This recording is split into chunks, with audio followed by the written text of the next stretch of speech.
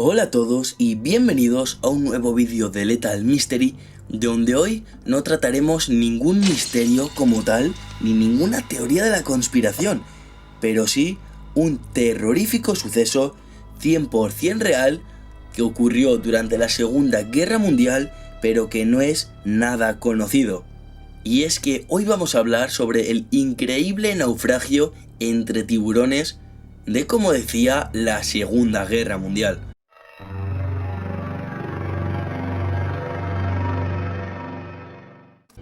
A finales de julio de 1945, el USS Indianapolis estaba en una misión supersecreta especial: llevar partes de la primera bomba atómica al atolón de Tinian en el Océano Pacífico, donde estaba la base de los bombarderos B-29 estadounidenses. Habiendo cumplido su cometido, el buque de guerra, con 1.197 hombres a bordo, navegaba con dirección oeste hacia el Golfo de Leyte, en las Filipinas, cuando fue atacado. El primer torpedo impactó sin advertencia poco después de la medianoche del 30 de julio. Lowell Dean Cox, un marinero de 19 años de edad, estaba de turno en el puente de mando. Hoy, a sus 87 años, en conversación con la BBC, recordaba el momento. ¡Boom! Salí volando por los aires. Había agua, escombros, fuego, todo subía y estábamos a 25 metros sobre el agua. Fue una explosión tremenda y luego, cuando me pude arrodillar, otro estallido. ¡Boom!, relataba el exmarinero.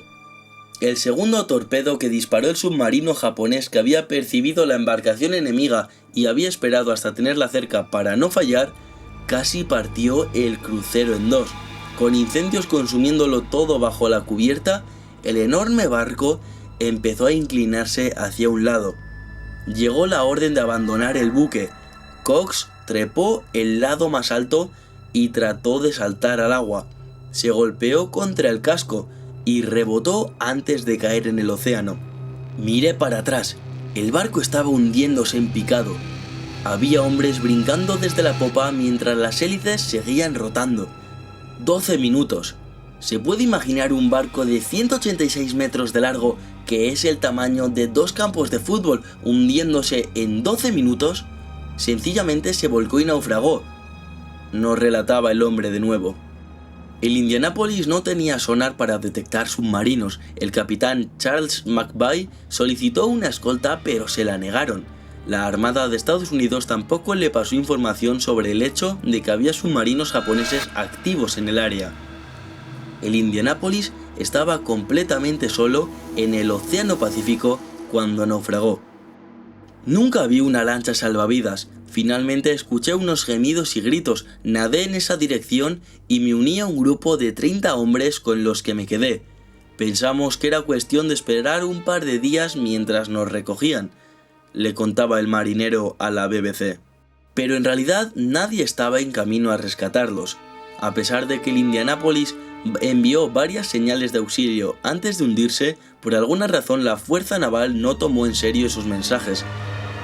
Cuando el barco no llegó a puerto, nadie se dio por enterado tampoco.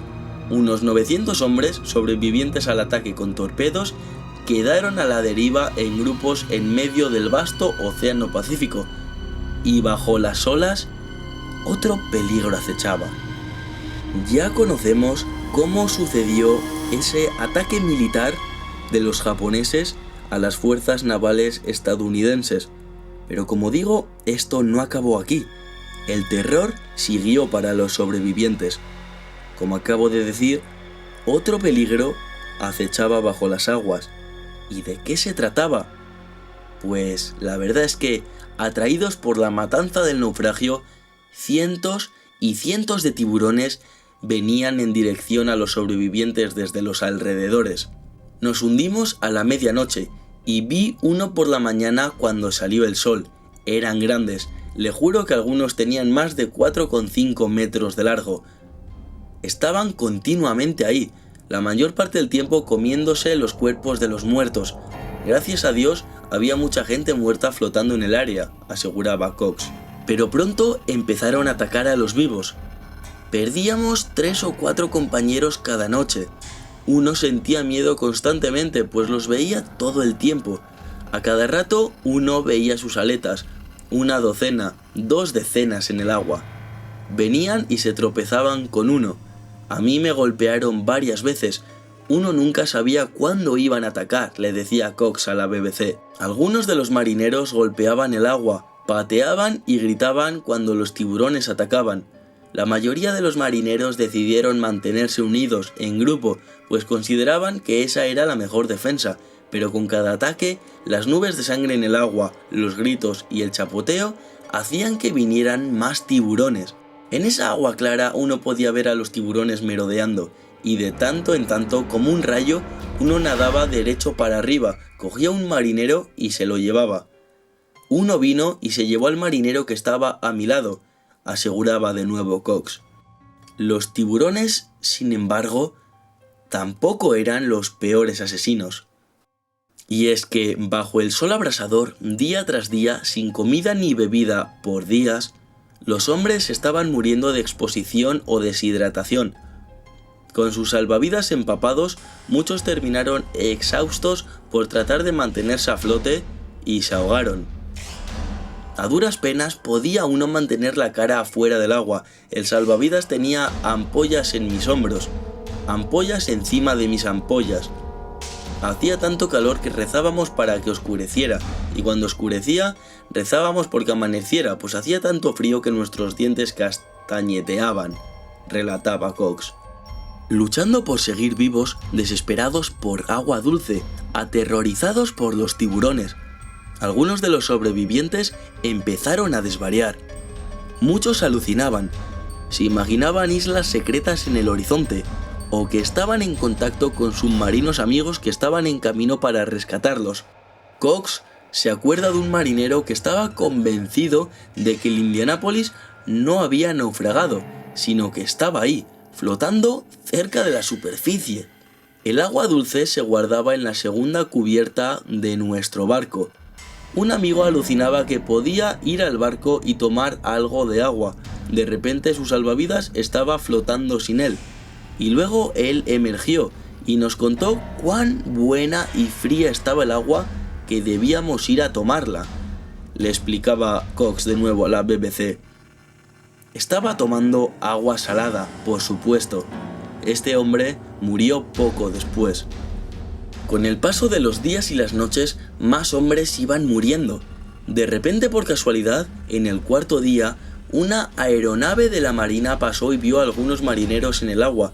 Para entonces eran menos de 10 en el grupo de Cox.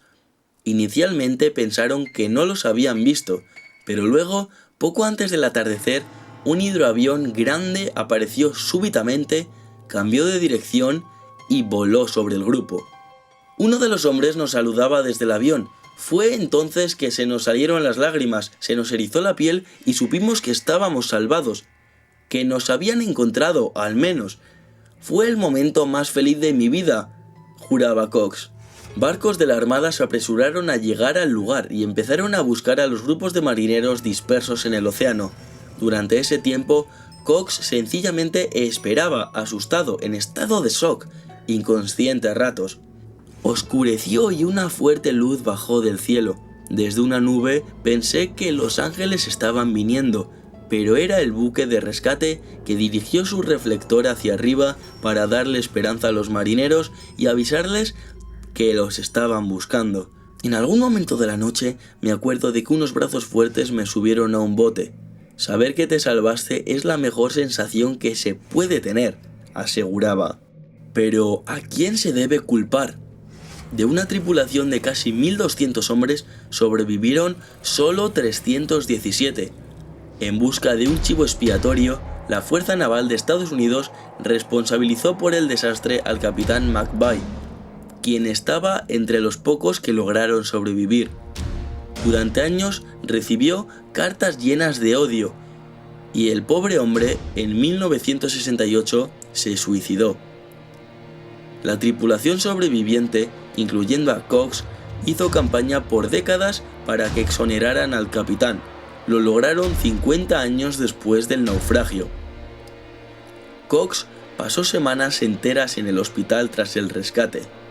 se le cayó el cabello y las uñas. Estaba, según dice, encurtido por el sol y el agua salada. Aún lleva las cicatrices. Todas las noches sueño.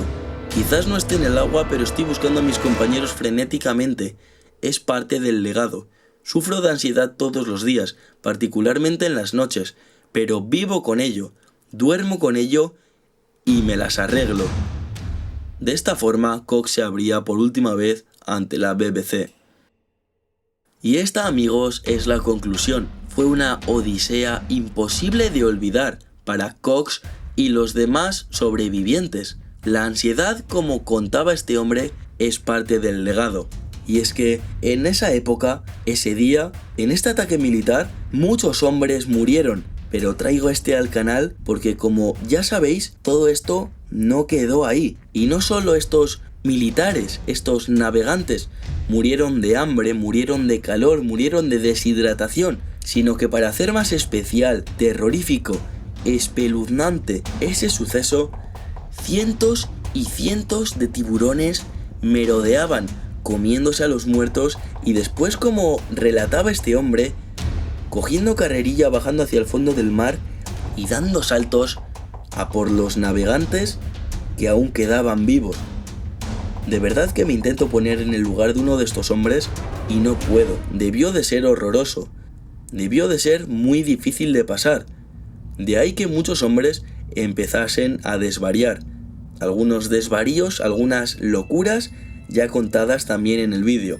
De verdad que son sucesos poco conocidos, pero héroes, tanto los caídos en batalla como los sobrevivientes, que se las vieron cara a cara con todos estos males. Males que acechaban desde el ser humano, las fuerzas enemigas, hasta la climatología, el sol y el frío, y los tiburones. Espero que os haya gustado esta terrorífica, espeluznante y macabra historia de la Segunda Guerra Mundial, que seguro que casi ninguno de vosotros conocía. Que me dejéis un like si es así, y hasta el próximo vídeo, amigos.